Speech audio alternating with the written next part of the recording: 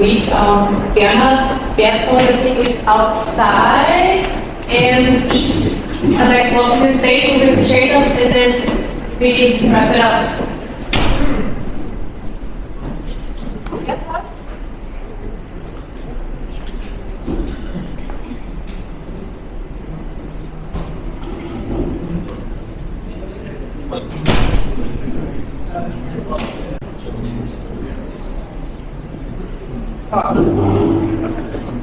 Voice is taken. Okay.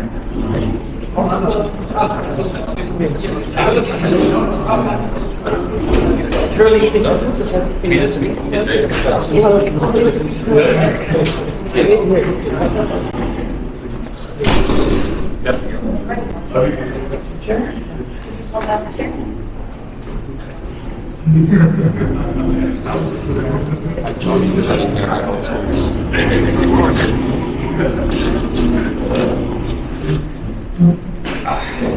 So fish is spinning.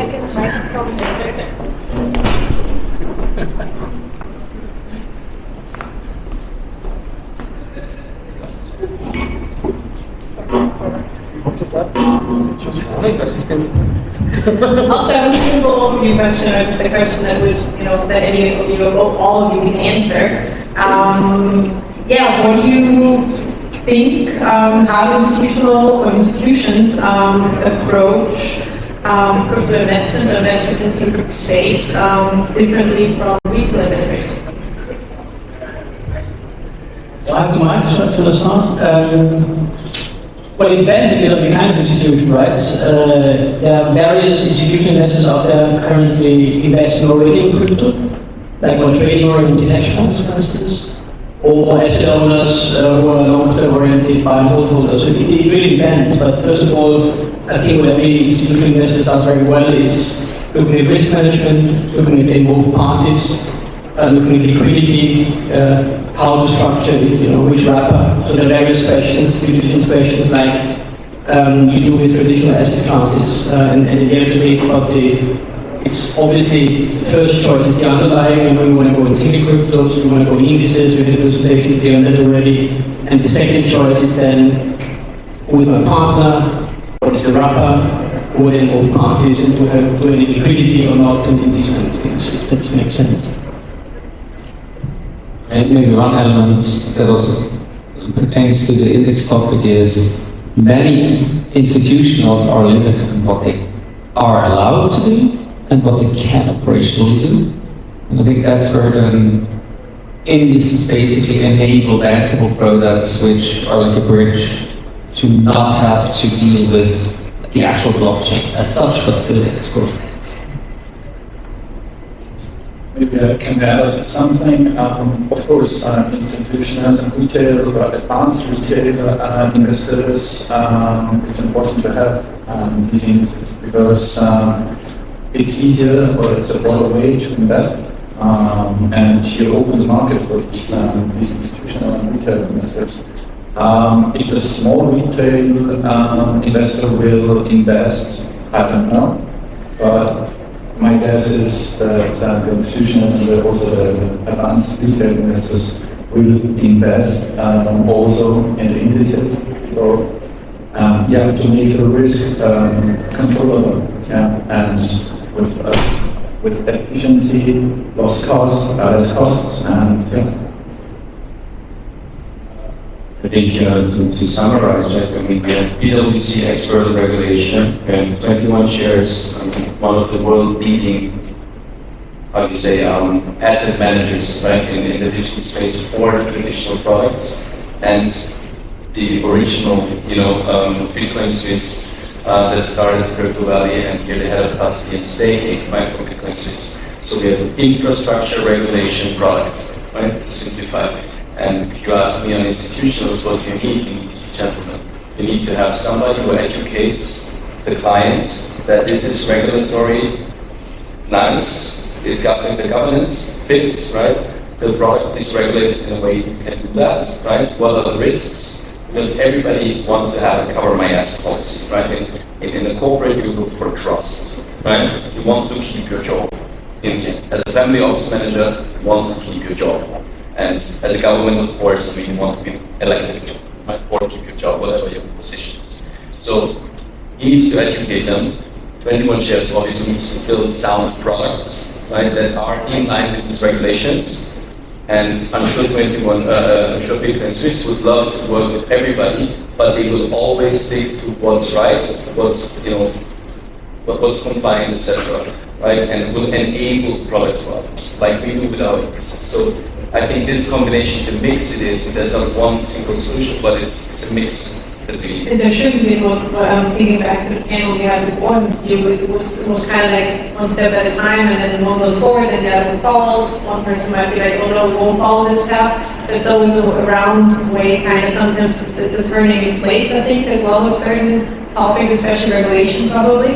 But Maybe just to add one thing, maybe even before we all come into space, or we all need to put it together. If you look at the institutional adaptation space, it's very early, and there's not a lot of understanding out there often. So I think this education, what is the blockchain, what is crypto, what are digital assets, are one thing, and then to build the bridge, why is it a good investment? Why does it add value to a really well-structured portfolio for the future? I think this is the first decision an institutional investor needs to take, at least the long-term buy and hold investor. But in education, I think everything goes back to education at some point, because yes, you can hear something is great, and you can see that it does great things, but if you don't understand it, if you don't understand use cases above that, it's very difficult to actually get on track, and especially when you look at politics in Austria and other countries, all the politicians are very old, or older, sorry for that. But yeah, I think that, and then just it becomes more difficult to see transformations and digitalization to actually, change things the way they are, and especially in Austria, we like things the way they are and how they always used to be. And yeah, in terms of education, I think that's just the starting point for everything. You wanted to add something to that? Something quick. I think that's a very important thing, because in 5 years there will be a mixture of traditional and also the digital world, and it's important to have a framework like we talked about before. So yeah, that's one of the biggest advantages of it. Maybe just a little side note, or also some information. So I was part of the European funded project, and we did develop an educational course on blockchain European-wide. And one thing that we found out when we were looking at the future, what job roles will be important in the future, what skills do we need, or what skills does the workers need. And what studies showed European-wide, it was mostly people that understand the technology behind, but can transfer that knowledge and those things that can be done into the actual current world, so that they know why it can be done or can't be done. So it's kind of like a middleman that links the technological world with the application or use case world. And yeah, I think that just worked well in that context right now. Maybe as an additional question right here at the moment as well is, what do you think are the big drivers for institutions investing into crypto, getting into the space, or seeing the need for regulatory changes, etc., etc.? Well, I think historically, at least for banks, it was probably mainly their customers pushing them. There was usually some private banks that were, let's say, family-owned or something, where it really short decision paths, and somebody was key maybe within the ownership to go into innovative technologies. But other than that, banks, I think, was mainly the customer side. That has changed, not in all countries equally, but on the one hand, they actually see that these assets, some of them have really performed over significant time higher than a lot of traditional assets.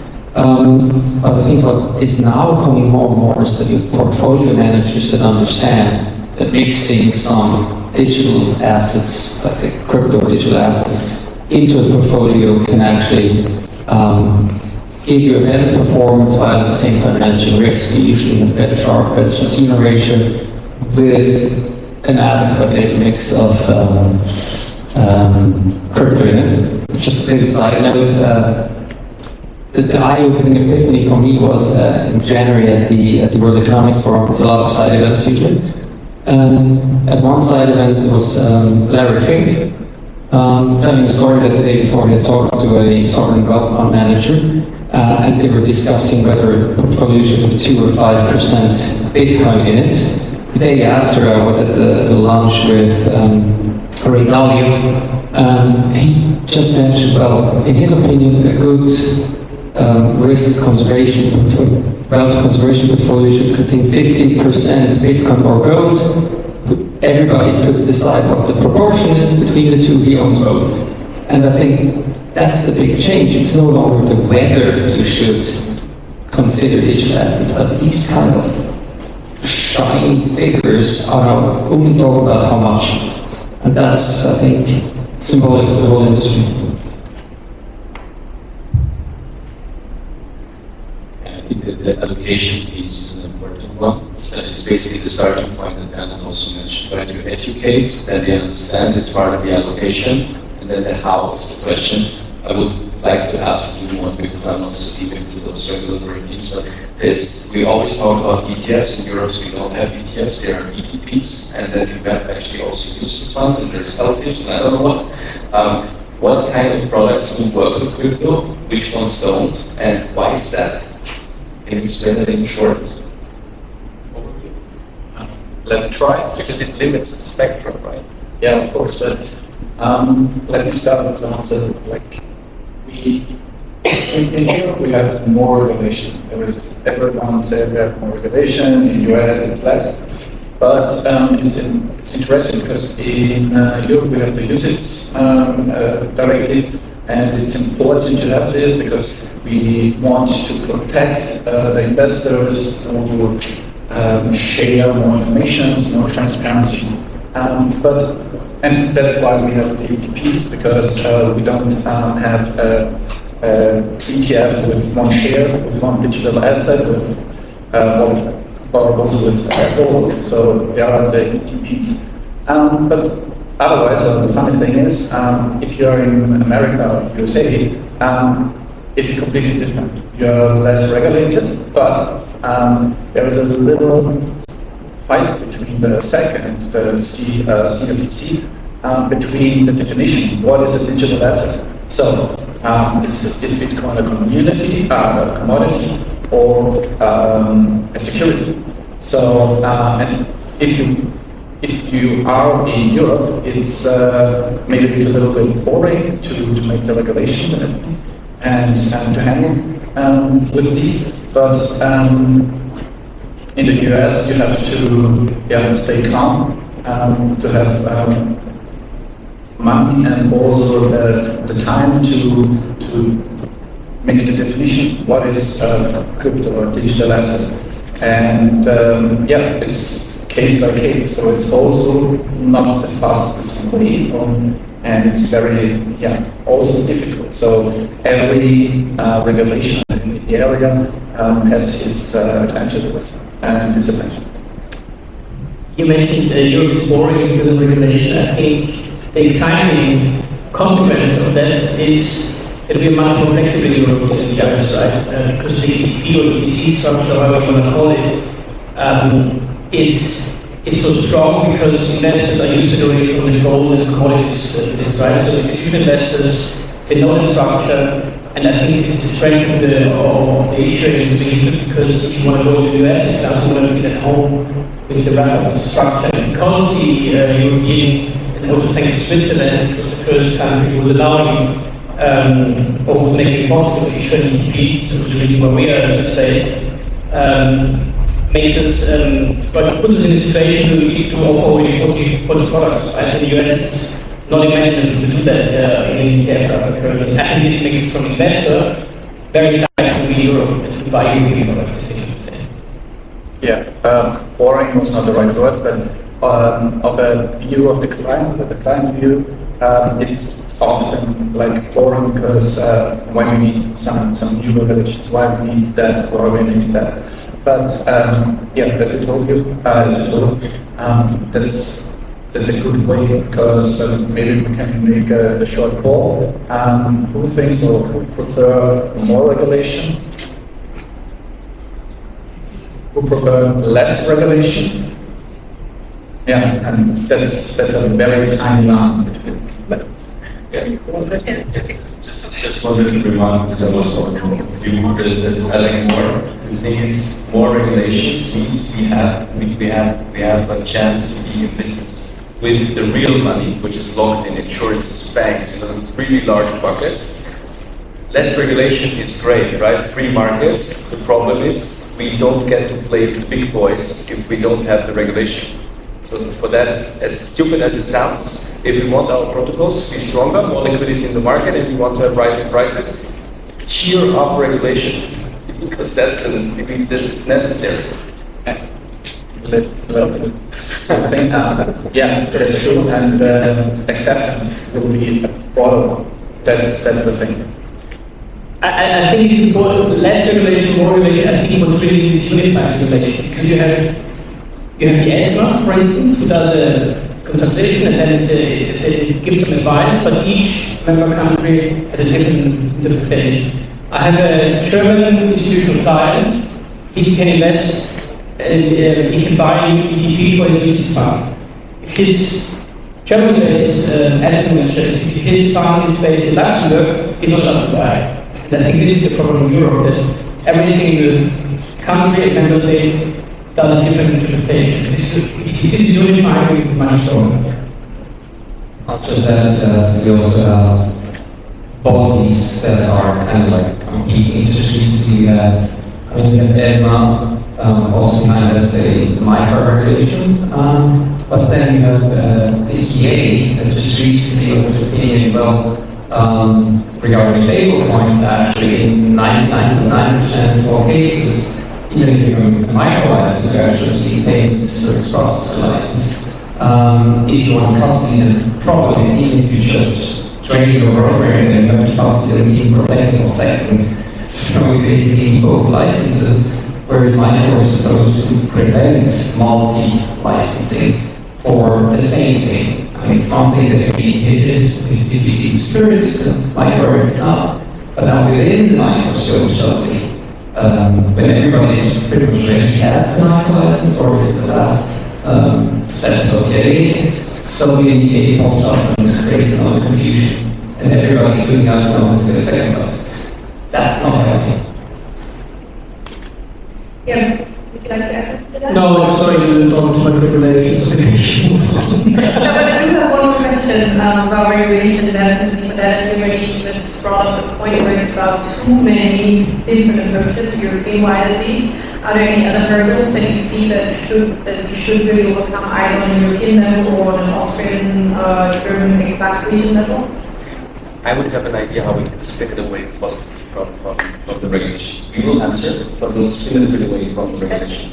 I know it's insider knowledge, but I know Curation has opened an office in AGM in Abu Dhabi. Yes. The idea, and everybody thinks UAE is so free and everything is possible, but there is actually quite a clear regulation, right? And they're quite some. What was your motivation to go there, and what is the plan for Curation? I'm not sure what you're allowed to say yet or not. Yeah. Right? Last week, Andres told us a few things, but I'm not sure if it's for a larger audience. Well, I think generally, positive spin was when he said clear, that's exactly what we need. Clarity to verify is no longer afraid to do something. In our case, we went for the Middle East because we need security license to continue to grow our business. On the one hand, we currently live under Swiss SRO, self-regulatory organization regime, where you're not allowed to provide services for securities. You don't have a security license. And yet this constant risk that the regulator considers an asset as security, even though we do not consider security, or that especially blockchain teams suddenly come up with some change of how they operate. Let's say they activate a key switch. And we have to constantly monitor each asset for these things happening and stop trading them if that happens. And if we miss one, then we are actually in breach of regulation and we could get shut down. So to avoid that risk, we needed security dealer license. Switzerland was special since Credit Suisse went down, super hostile feeling licenses in crypto area, super risk averse, I would say, crypto risk. And Liechtenstein, we were already in the process of getting micro license, and these licenses are not usually given sequentially. So in order to not delay market more, we went to draw value because it was in the regions, but quite important.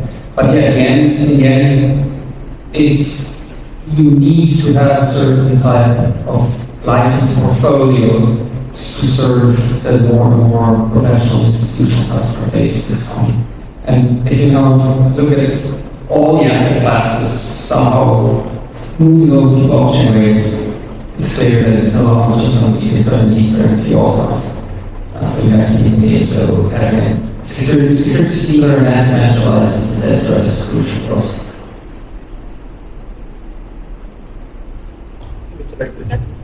Yeah, we'll twist around, flip around. Dennis, and you also have microphone at the moment. So maybe from your perspective in capital markets, let's look at a few different aspects. How do you think are asset managers, family offices, and pension funds working crypto exposure? Well, if I look at the ETP universe in Europe, and historically, I think the first adapters were everything is rather than family offices, more private individuals who invest early. Lucky them, because they got early exposure. I think the asset managers the small asset managers started earlier. There are a couple of different ways of how an asset manager sees the crypto market currently, because there are specialist asset managers who invest in either in trading strategies, or they use ETFs for short-term trading strategies like they play on base trade, long ETF for the future, which is huge opportunity in crypto because the basis can be quite elevated. So those are trading strategies. They really love the liquidity of ETFs. There was a huge volume shift from Europe to the US once the US ETFs were launched, because luckily for the US they have much liquidity in ETFs in general. That's another issue in the European regulation. You have fragmented trading, you have to list so many different exchanges. So trading strategies for asset managers is already also for private investors, right? ETFs, but also other vehicles. So not only ETFs today, right? It's just getting the exposure in the most efficient and intelligent and most secure way.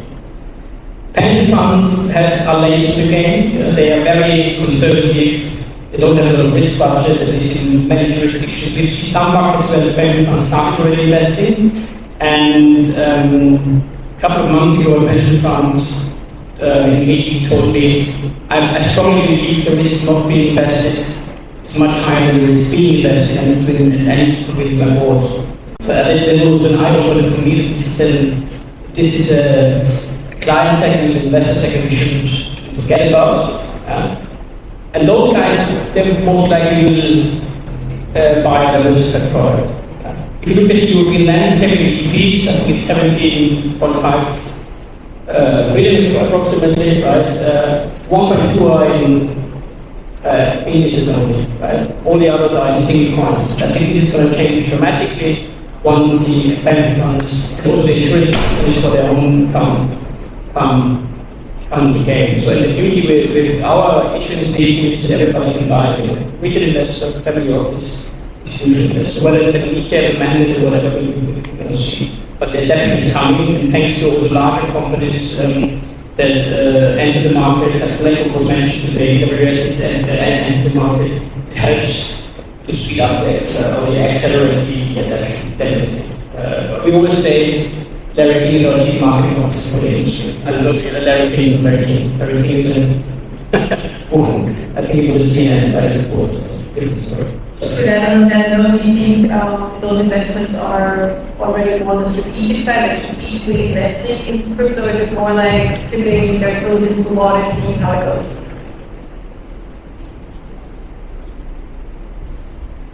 I think honestly, we're talking about government reserves, crypto, corporate reserves, etc. I've had lately a few talks with, I would say, old white men, like the classical C-level, right? Where they told me, yeah, I've understood this, we have to have some of this crypto, and I'll just buy a few and see what happens, right? They're like convinced enough to just do something, and they're now basically talking with their lawyers and some other people to figure out how that works and what is the safest, most proper way to start.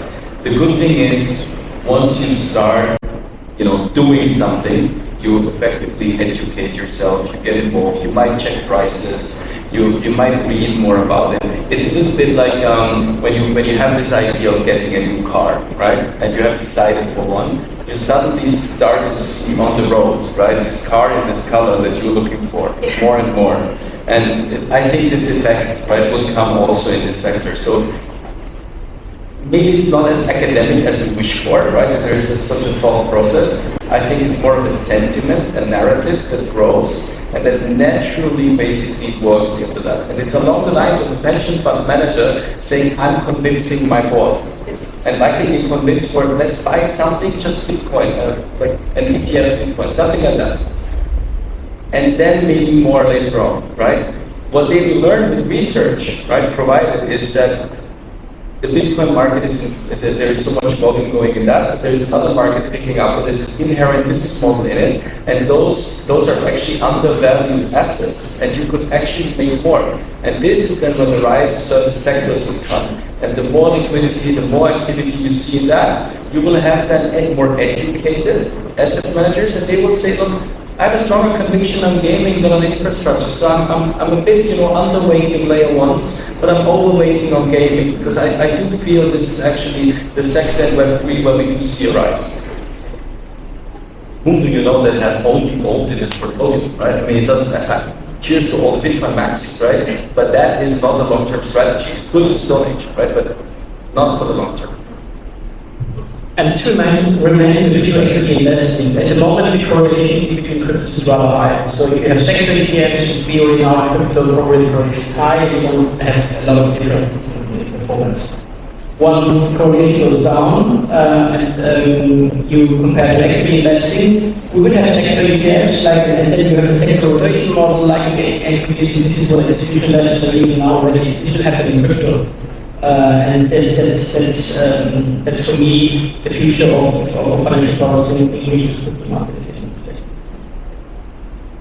But I think it's also important to look in every product, because if you invest in a Bitcoin ETF or in the ETF in America, you have to look what's really inside, because some business, some companies who are doing business in the crypto space, like Coinbase or I don't know, also Tesla, because you can buy Tesla with Bitcoin. So if there is a demand, you have to look and you have to make your own research, because nothing is the same. So one ETF or the other one could be very similar, but also the complete opposite. And even for education, as a university, we see for their blockchain data, the blockchain program, you can pay your tuition, and crypto doesn't get a discount on it. So that's also some incentives. And I think based you just talked about that cortisol. I guess in a sense, it is about you meet the right people at the right positions and the right companies go up front to make the first move, and then others will follow this in any sector, in any business in a way. But I think instance could become the same point for institutions, basically like ETFs, transformed the market in the past or still. I'm 100% convinced this will happen. In traditional financing activities, you have industry sectors, you have automotive, consumer goods, energy, etc. So-called GIGS sectors. If nobody defines them, I will define them. And we start. And okay, I'm gonna copy yours. Like take ours. Very good. I'm gonna quote or make a citation on 21 shares. But this is exactly what we need. Somebody needs to put out a definition. We need to make it standard. We need to keep on speaking in our taxonomy on the same lines of, right? So we need to define some sort of market standards. Now, when we have defined sectors, obviously you would benchmark at sectors. The more managers you see in the market, the more they want to differentiate. So the more educated your investors are, they will say, okay, why do you over and underweight which kind of sector?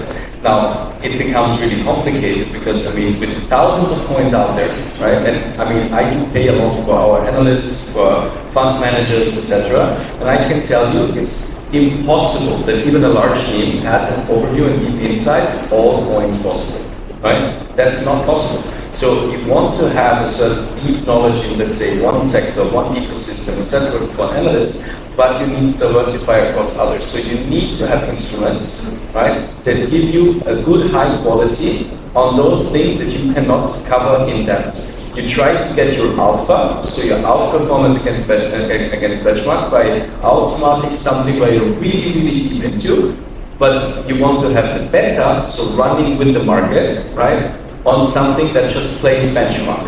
And this is what everything, I mean, that guy, right, was changing the whole landscape in asset management, just listening to something that we knew for 30 years before he made it the market standard. We knew asset managers cannot beat the benchmark.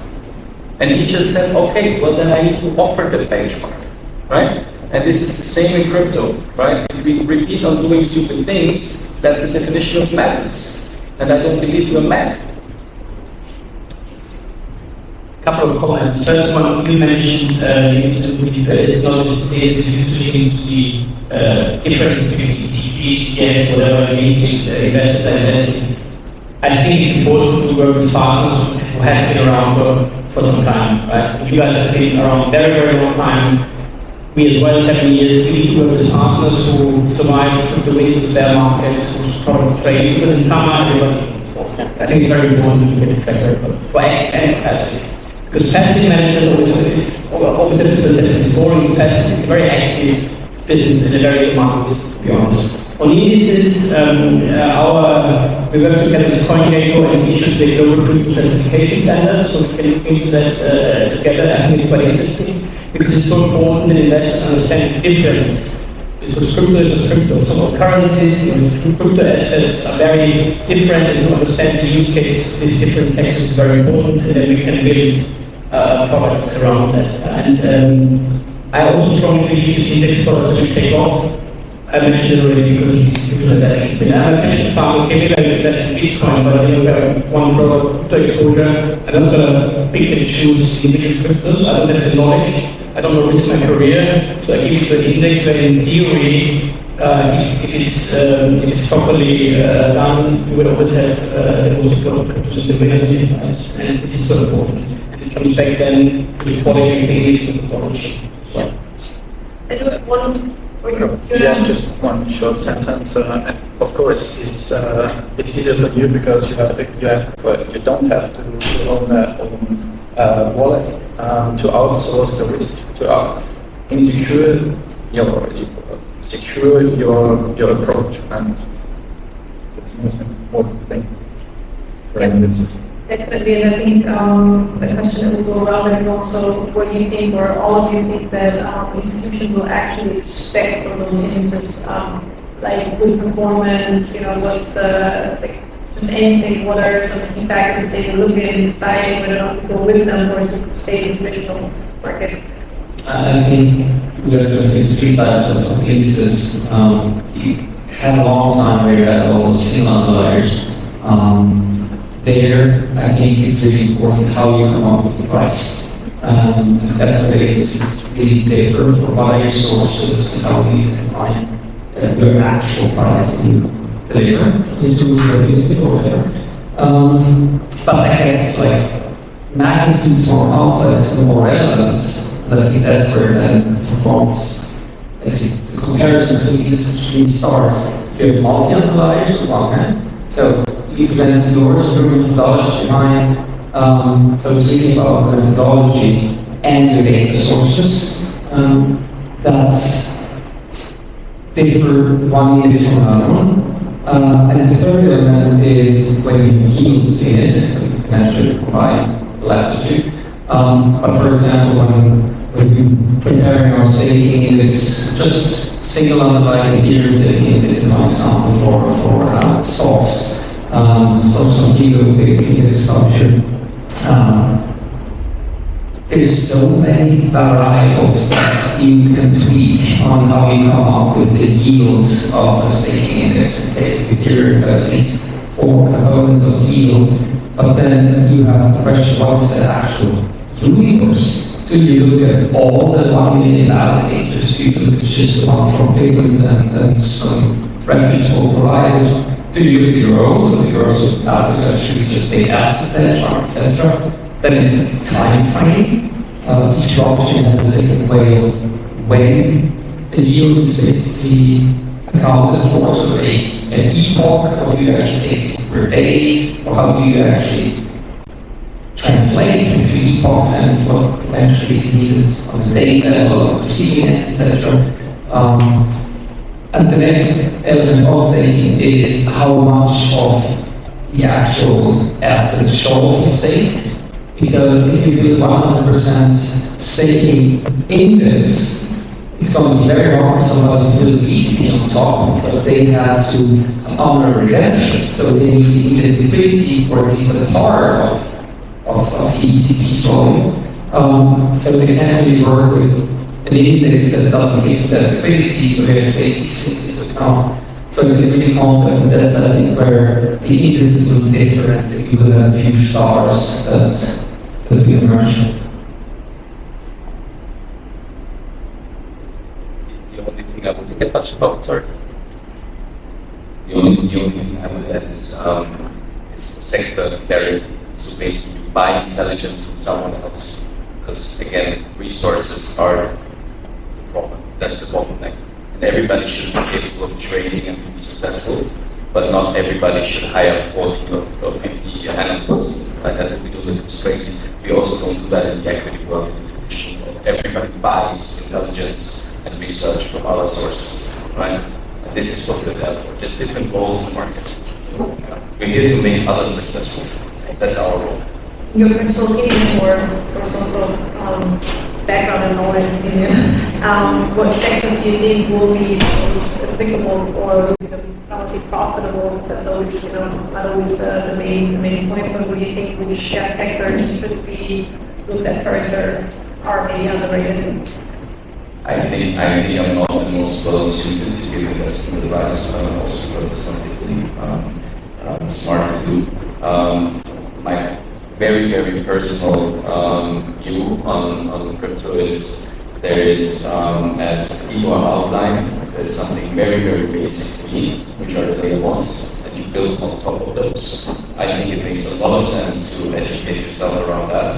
I'm also a big fan of a deeper understanding of Web3, the internet of ownership, so especially creator economy. If you look into the portfolio of Chris Horowitz, there's a number of really, really, really good products that maybe some have taken off, others not so much yet.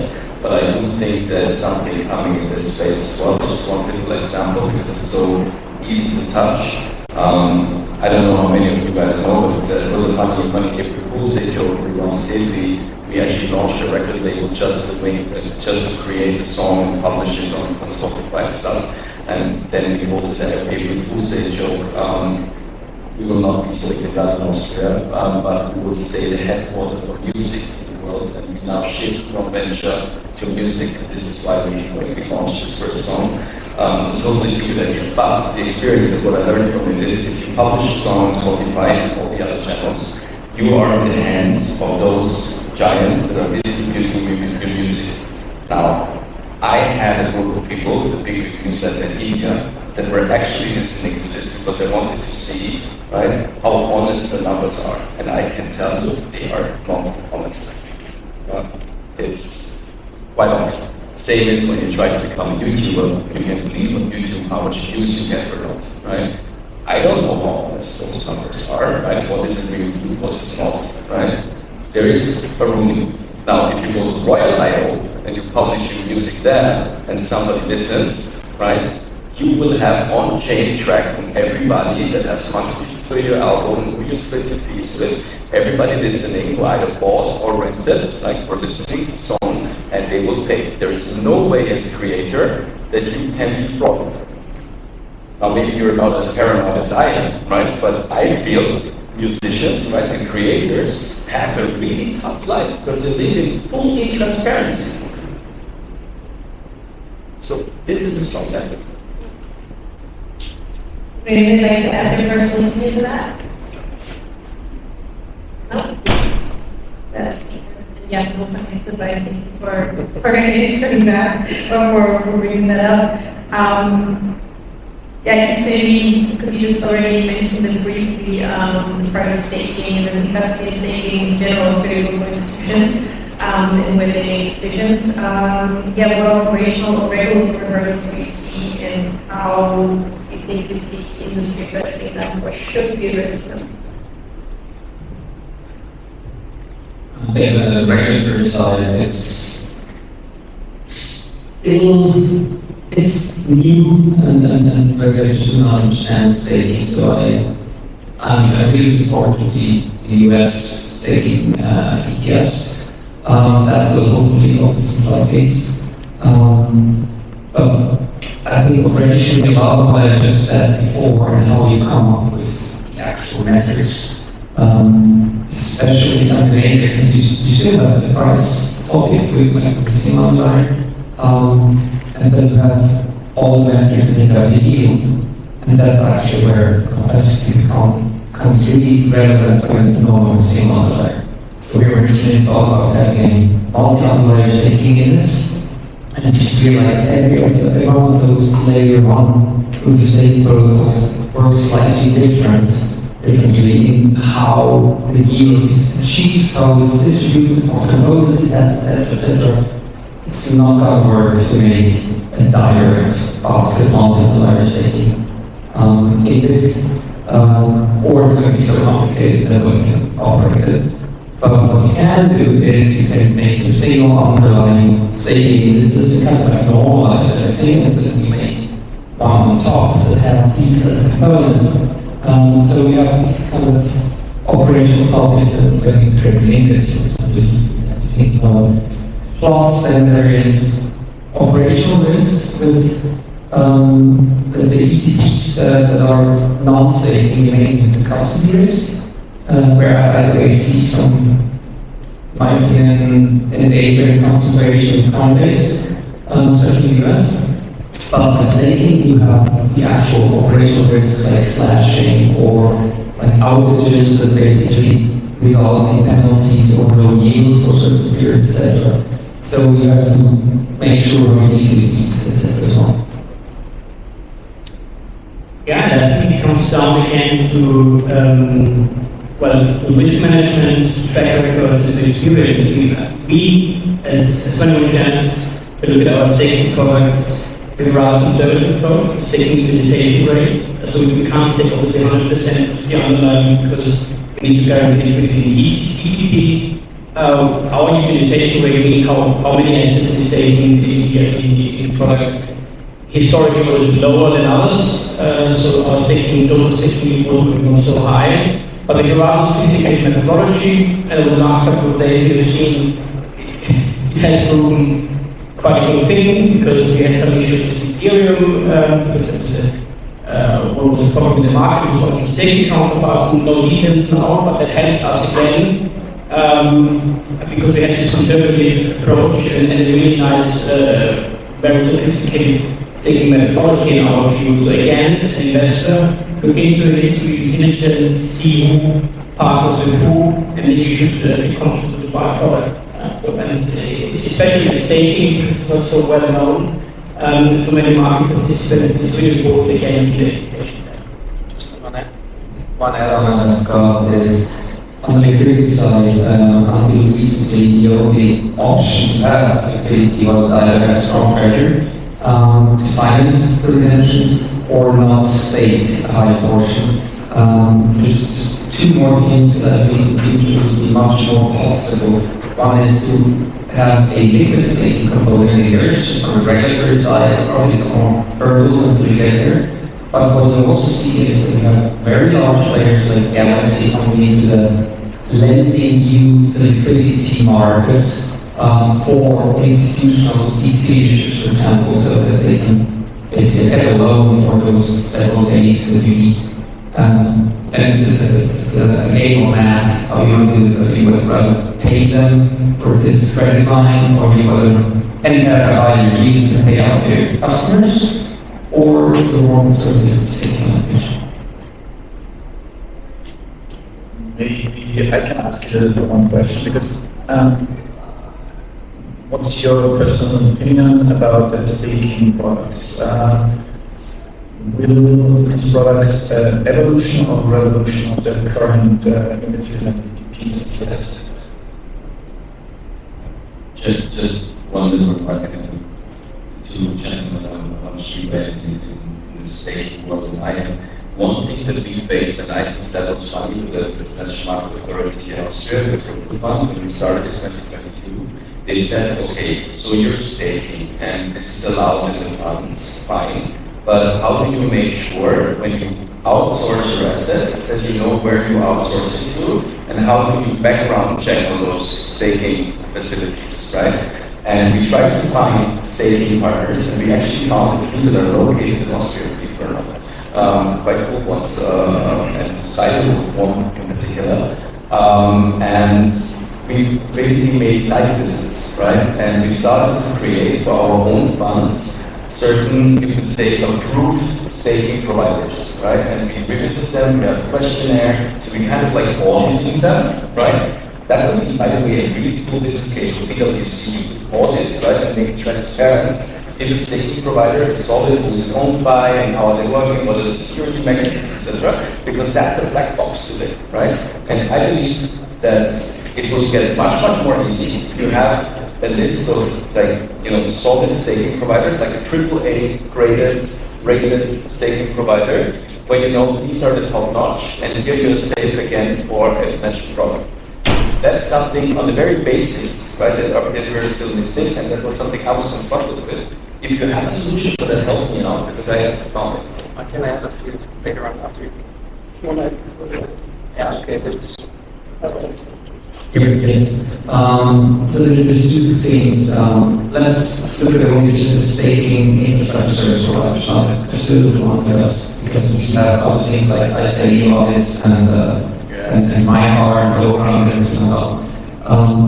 But until now, there's mainly those providers have soft type 2 certificates. Problem is, you can write a lot in such an audit report, and if you do not know the actual definition of the scope of the audit report, it's not worth thought. Many people look at that. What I've seen recently is two innovations or tendencies. One is coming from LIDO, actually, the safety protocol. We call it the validator OS, and that's a comprehensive risk management framework.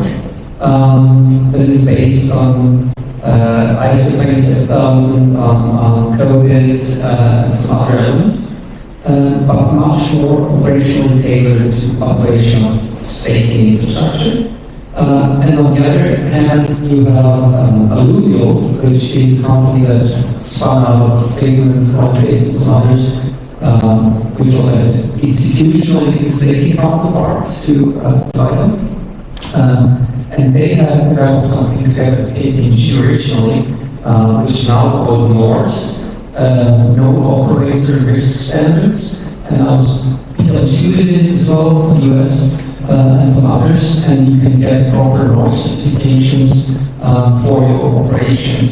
And that's where I see the tendency going.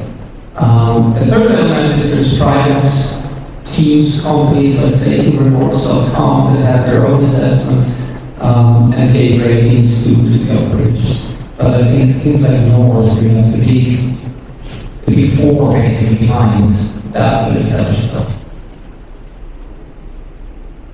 I think Michael said, and I just want to add, we spend more time, diligently staking providers than our custodians, much more time.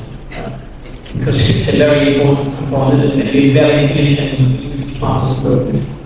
And obviously also, like on the customer side, there is always. and no one answered my question about the revolutionary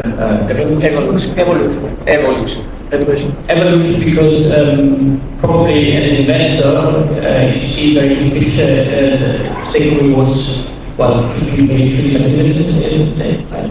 So it's more evolution, like financial products, dividend products. Total return in the end. Exactly. Yeah. So do you believe that with staking-based index products in the asset class will evolve? We used it as a staking basket, we closed it because it was not so much demand. Has had more to do with the execution rate because it was a small product, so you can't stake a lot.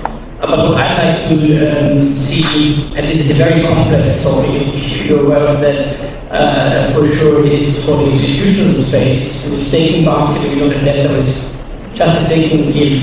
Because the pension fund is maybe 7-8% per year, he's super happy. He doesn't want the underlying risk. We're not in product development already, but issue an index, a basket, well, you only have a staking yield. I think it's really interesting. Institutional product, I think really important. So with institutions in general, and I think that on the topic of being open and hearing solutions and new developments, do you think the launch in general of Bitcoin and Ethereum ETFs has been a positive, step for them towards, okay, listen, there's actually a sound underlying possibility for them to work, for crypto to be in the traditional market class as big institutions to also use that? You're referring to US launch or? Yeah. 100%. If you look at how set up, those were the most successful launches of any ETFs in the world, better than GLD, who has been a successful the leader for many years. If you think of, I think the first product for launch beginning of 24, in the US, you have now 140 billion in crypto ETFs. Europe, you have 17, but we have a 7-year track record. So that, let alone the size of the US capital market, the EU capital market, the world is so important. And thankfully, due to transparency in the US, and it's the net funds, you see already institutional investors like pension funds, and hedge funds investing. So definitely a big game changer for everybody. It's funny because it had us in Europe generally thrown in our ETPs because investors were calling us, why don't you do ETF? Why don't you ETFs in Europe? Because because the usage rules and rules, and you think underlying ETFs possible, but hey, you have 6 years regular ETPs, why don't you buy that? ETPs is different in German for ETCs, but that's okay, it's kind of exactly. So I think it's a big game changer, positive, and now more and more ETFs come in the US. There are also some risk involved, obviously, some underlying treasury components. Probably not just for institutions, but also for the private investor, for maybe also young people that want to get their toes wet, get their feet wet a little, but don't know tax education and knowledge, don't know how to buy it, but they're familiar with ETFs and this and that. Put it in the saving plans. It's a simple. My mom just retired, a professor, genetics, totally far away from financial markets, really far away. And she told me she bought for my kids or her grandchildren. She now bought Bitcoin. I said, what did you do? Say, I went in George, her owner, by Aristocrat, right? And was searching for something Bitcoin. And they had some certificate Bitcoin that she could buy, right? And she just bought it. She has no clue what she bought, right? But it's some certificate trading Bitcoin, right? And she was super proud of that because now she's telling all her friends she's got Bitcoin, right? And I think that's good, it starts. And I think it's a myth that only younger people or younger generations are interested in that because we have a hotbed in the office and we have really, if I may say, elderly people who are calling us, how can I invest? I'm retired, but I still want to get exposure. It's very refreshing to see. Just as an add-on, actually for probably also the younger ones, you have the neobanks that are a different alternative for the regulators that are biggest growth is in crypto. And back in the day, it's very easy to actually buy each one specific. Nowadays, I think you have the regulatory clarity that you actually buy the underlying, you can get them out if you want to. But I think we have also this enabling for anybody also, you can mix it in new bands and this bank or product way to just have a faster start, faster time to market, and not have to deal with regulatory approvals that much to have to really think afterwards. Yeah, I really like the example you just brought up. I hear and see that a lot as well with either younger colleagues or as well as my own parents, which is also funny. But in general, what you all think is actually driving people towards investing into crypto. Because I think there was a time where there still is at some point is, or was still is, a thing where you say crypto and it's like, oh god, you gotta lose money, like, don't touch it. There's still that side, of course, but I think, at least I feel like it's always decreasing. So what supports that change? I can tell you just from the initial fundraise when we started 2022, this fund we started in March 2022, we were raising in 6 months, right? And the conversations we had were really surprising. Those where we had a very low chance that they would actually be interested, nearly all of them said, I'm going to chip in something, right? So those investors we considered in our CRM rather conservative, they won't touch it, did in a very high proportion. Those where we thought, right, they would take the risk and they would like it a lot, they told us, I'm not stupid, I'm doing this myself, And it was really interesting, right? So you need to have somebody that has a conviction on the asset class, but doesn't feel comfortable enough to do it themselves, right? And for those, and that's the vast majority, right? You can open the gates, right? And everybody's smart enough doing that themselves, willing to take the risks alone. Great, do that, right? But the vast majority is not so deep in this. Yes, I think it's like everywhere else because you should be very careful where you will invest, and also you have Bitcoin, you have shitcoin, you have new coins. If you have a higher return, there's also a risk. I think one of the reasons why investors, private institutions come in, sending institutions, is education. Because I think education is so key. You don't want anybody investing into crypto by not understanding it. Just FOMO is great, but you need to have some understanding. Loads of great companies out there with a lot of education, and all our competitors, which do a great job. But also our clients now see the necessity, the data education for their clients, and definitely comes back to that. And obviously marketing, branding, large estimates, and with space. Those are the reasons, right? Because they have much more marketing dollars. But the awareness of the investment case is so important, because I think many people believe that the technology will stay, no doubt about that. But still they ask themselves, will you invest into it? Or yes, you should, because if you look at risk return profiles, as we discussed it already, cap rates, whatever, or just to optimize your pension, you do it. And I always say, I don't give financial advice, and I still can say that at 114,000, I don't want to sit here next year and somebody is in the audience and told me I didn't invest a year ago. Shit. Yeah. You should. There's no bad time currently to invest, for sure. At least Bitcoin or some others. Maybe put out the link to the ETPs better than this. Maybe marketing, but I strongly believe that. Just like the education part and the large group that you just mentioned, I think that's the main reason why intermediaries like us, but also product-related intermediaries still exist, even though we would need it, because we all intermediaries have a role in taking, next to educating, take resources. So we're curating. You're curating what you actually want to use as an asset for your next ETP. You're curating the operational parties like stable providers, custodians, etc. You're curating which index you use space, and you're curating the basic factors determining whether an asset is into index, etc. So we all do some of the risk management. That's, I think, one of the main reasons why that actually a group will not just jump to begin with. It's curating governance. Yeah. trust is so important when investing, and you have a, like I said at the beginning, you have a wrapper, a structure you're familiar with, you're familiar with, then you can invest in a new asset class. To invest in a new asset class and have a new vehicle and send your money to some dodgy website, maybe they are not dodgy, but you think it's dodgy, might be one step too much too many for many people. Direct investment is great, don't get me wrong, it's very important and you will do that probably. But it's like in equity investing, you have single stocks, you have indexes, you have active managers, or still apparently you have other vehicles. The investor needs to decide on the underlying, the asset class, and the second step, choose the right path. And we need to help to educate it. I also sometimes tell my clients, you're not the right path, do somebody else, go direct, because then they will come back to you.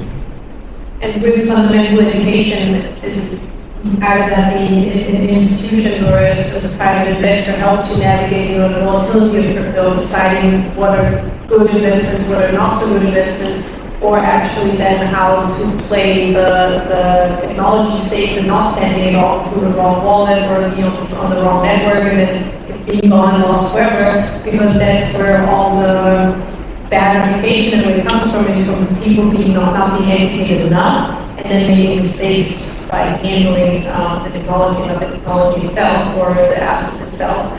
I think that was from my side. Thank you all for participating in the panel. Again, I would like to give room for anybody here in the audience to ask this part, any questions that you might have, any thoughts that you would like to hear from them, and feel free to take the opportunity and ask questions. Or we talk later. Or you talk later, of course.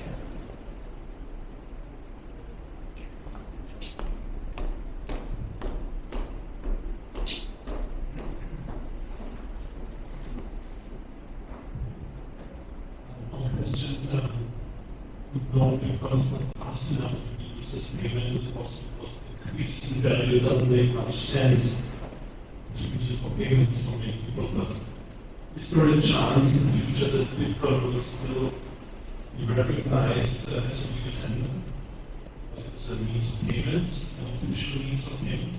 Or will it remain just a store of value? I believe it's going to be store of value, to be honest. I don't like the expression digital gold because always with history, some other use cases, but it's definitely a very credible alternative store of value and investing with gold and Bitcoin in the portfolio, for sure. That's my opinion. I don't think it's very convenient. Payment method, right? You don't want to sell anyway, currently at least. But the store value, be the directly held or via an ETF, which is then again, it's so good. This is probably how I see Bitcoin's future. I see the whole crypto digital asset universe. I would say it's like gold and other commodities, and certainly commodities, Bitcoin and other cryptos. And then you have agricultural, industrial, precious metals, and crypto. You have different sectors as well. That's how I would see it. Well, I don't think you will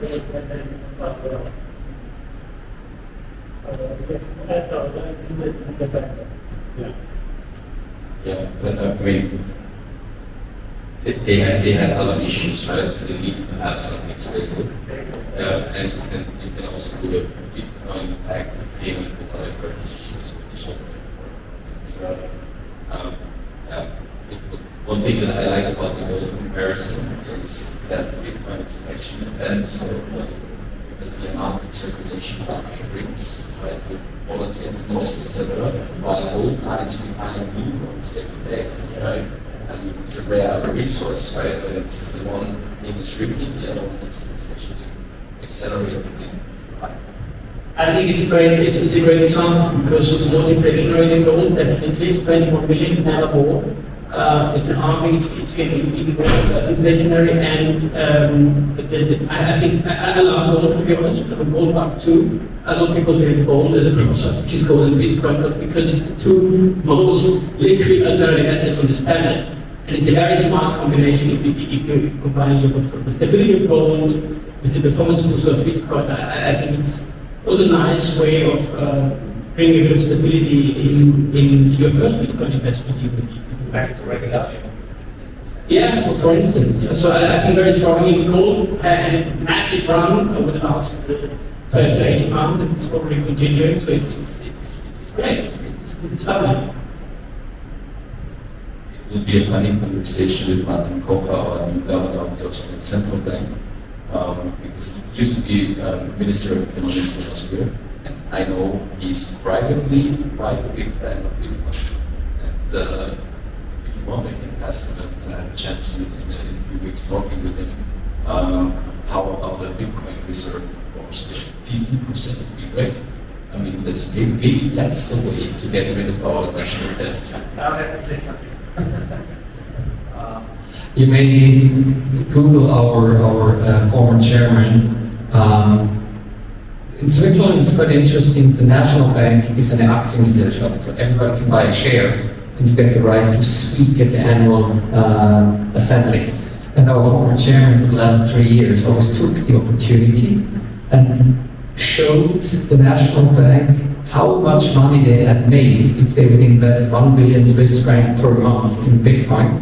And every year he comes again, and his figures are just, his numbers are just bigger.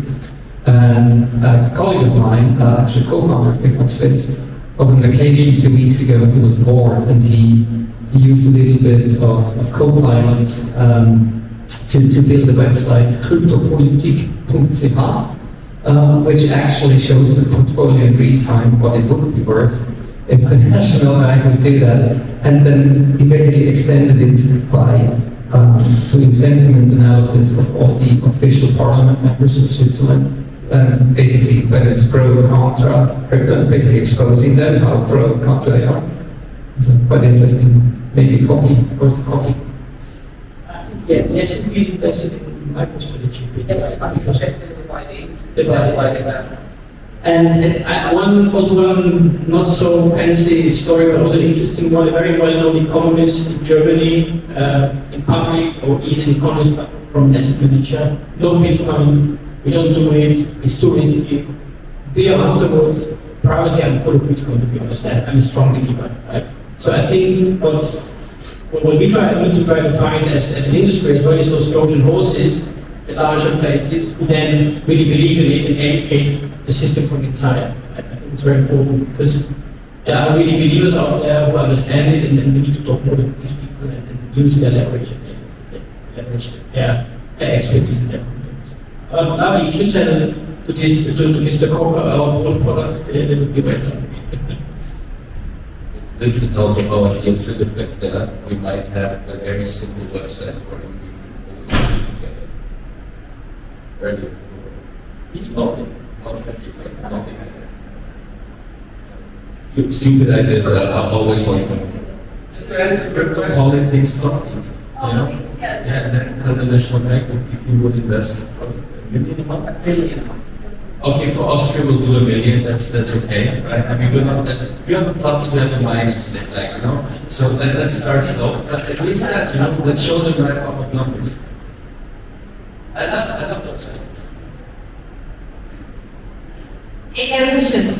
I quickly like to answer the national thingy. I think there's two elements here. There are several countries that have voiced their interest in launching Bitcoin or some other crypto assets as a legal tender. Argentina is one of them, for example. It's usually countries that have a high dependency on eventually the US. So basically the IMF, but then the US, etc., and have a lot of debt there and gets squeezed like a lemon. But all those countries, which includes also Argentina and El Salvador, are facing huge pressure from the IMF to basically reduce the role of Bitcoin. Also in El Salvador, it's now no longer mandatory to accept it. It was mandatory for everybody to accept it. Now it's just possible, basically it's legal tender. So I think we have much more non-technical and non-directly crypto-economic reasons why it's not going to happen. So it's all about geopolitics. I think that answered the question for sure. So yeah, I'd like to thank all of you for participating in the last day of Vienna Blockchain Week. feel free to stay as long as you like today. We have the EP coming at 8 p.m.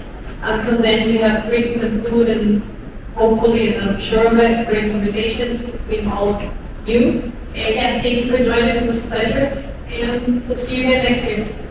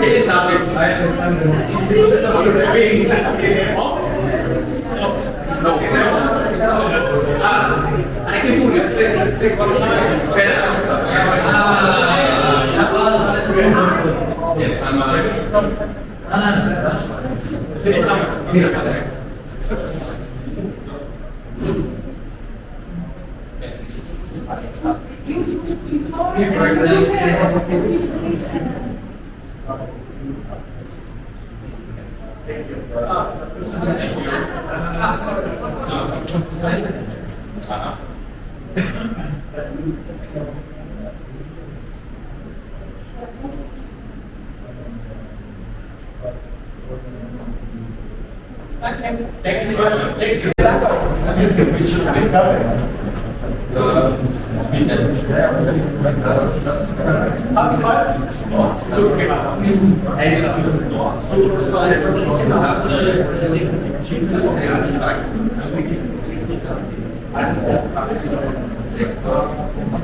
Congratulations. It was very synchronized. Thank you so much.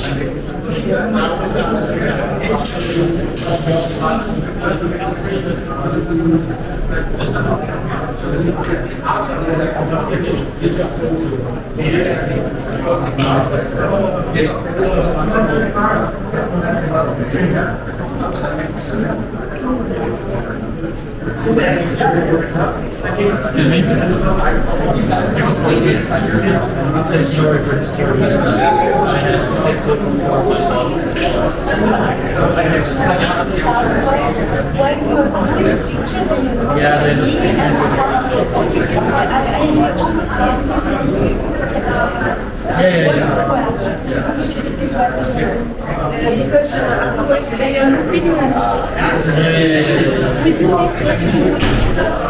Yeah.